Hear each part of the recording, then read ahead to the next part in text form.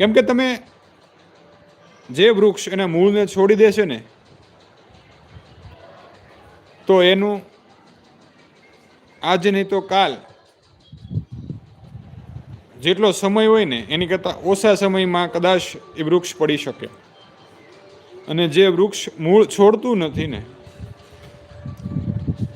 તો વૃક્ષ વર્ષોના વર્ષો સુધી ફળ આપી શકે, એને ડાળીનો વિકાસ થઈ શકે.